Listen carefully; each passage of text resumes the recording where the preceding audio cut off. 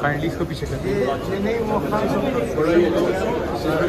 वो सीधा करें इनको बाहर चलो पीछे देखो पीछे भी देखो यार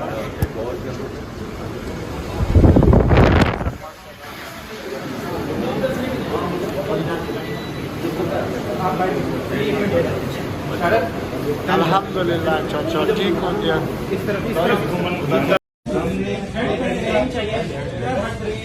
जरा खुश है प्लीज आप फ्रेम यहाँ पे रखिए प्लीज